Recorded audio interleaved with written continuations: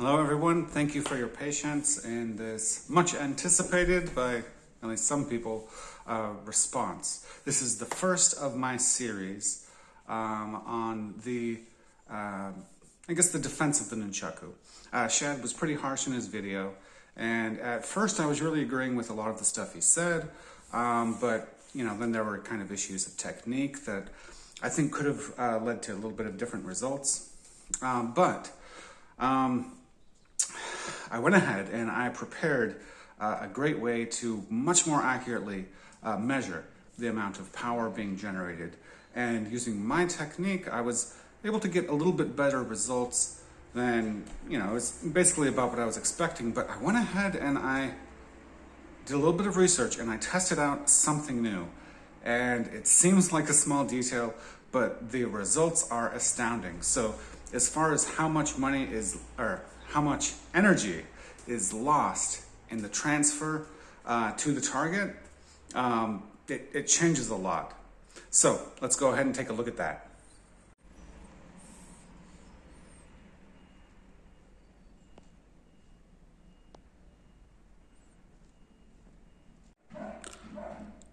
So take a look at the different way this is configured than what we normally see. So as I was trying to make a nice kind of beater nunchaku to do for the design, I didn't want to ruin my original one because these tests are quite abusive. So I made this other section, but as I was doing that, I remembered some reference to something mentioned in some of the old Chinese texts that come from Fujian province, which is where a lot of the influence for the Okinawan martial arts came from.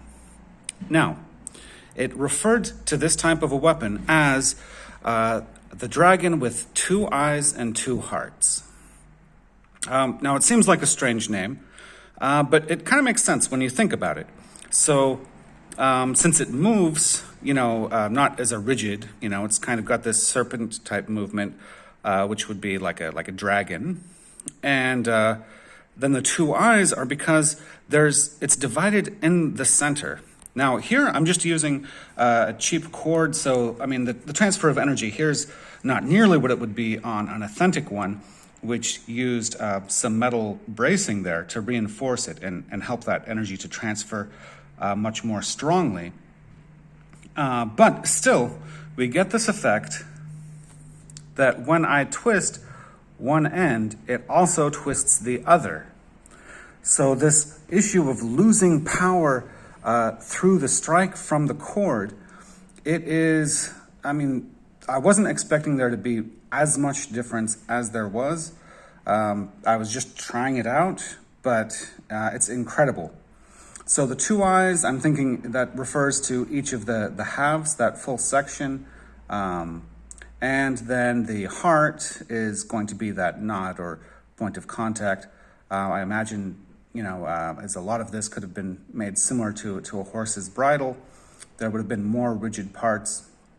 But it's really exciting. I think you're really going to enjoy seeing how much of a difference this makes. So here we have my target, which I've set up. This represents the head, this part right there, and above that is going to be the torso, so it's flipped upside down.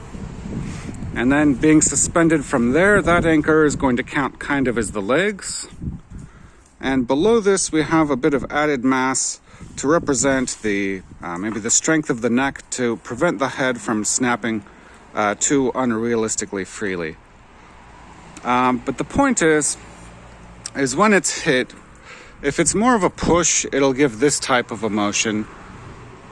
But if it's a violent strike, we're going to see that snapping action happening. And if we see how far it snaps, that gives us a pretty good idea of how hard it was hit.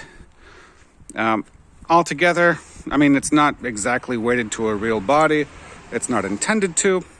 We're just trying to compare the design accurately. So if we isolate the difference in design, we can tell how much force is being applied.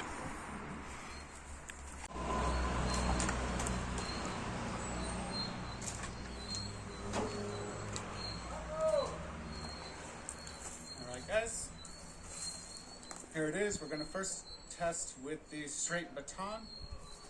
Again, I'm going to be trying to hit right here. See about how far it's going to travel.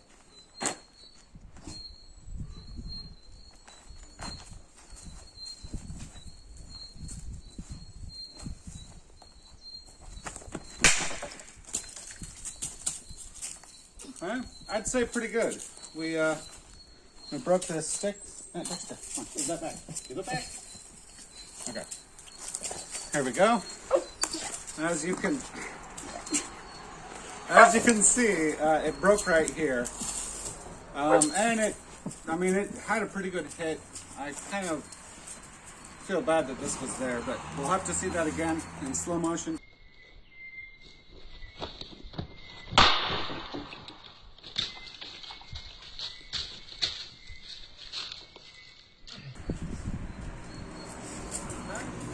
So again, here the only difference is this design innovation in the middle, which is going to help more efficiently transfer the force from this portion into this portion. Let's see how well it works.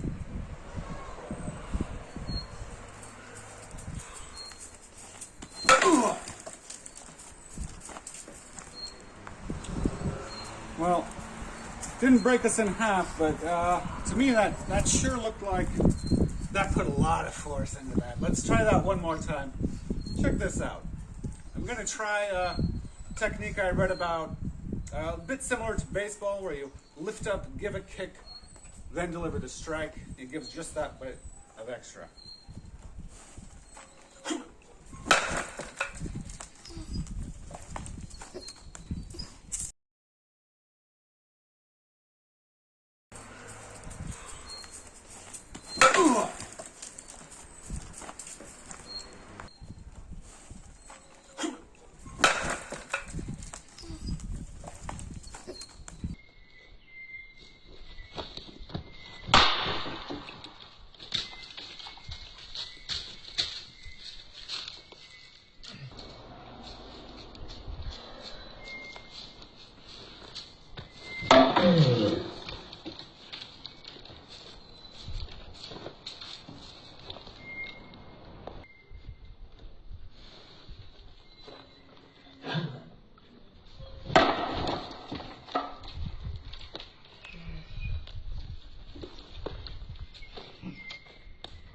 Results speak for themselves.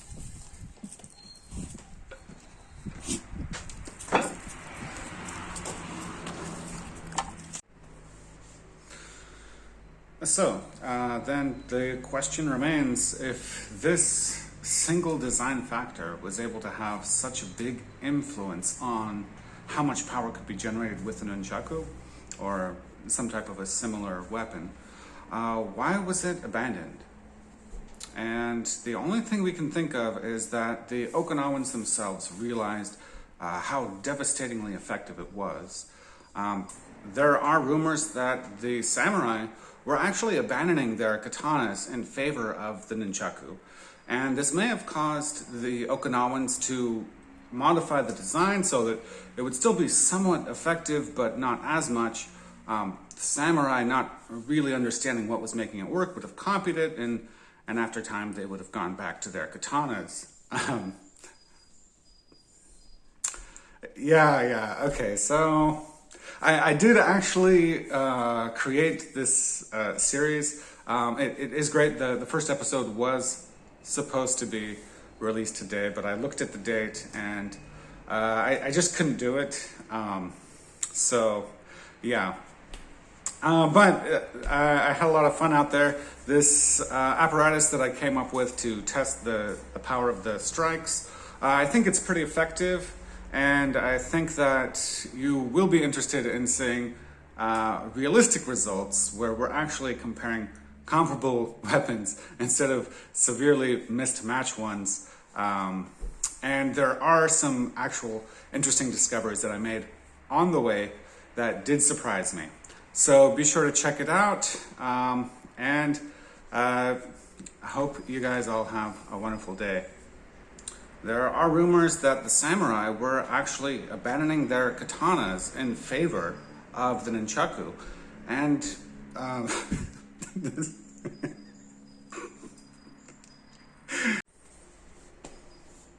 there are rumors that the samurai were actually there are actually rumors that the samurai were actually abandoning their katanas in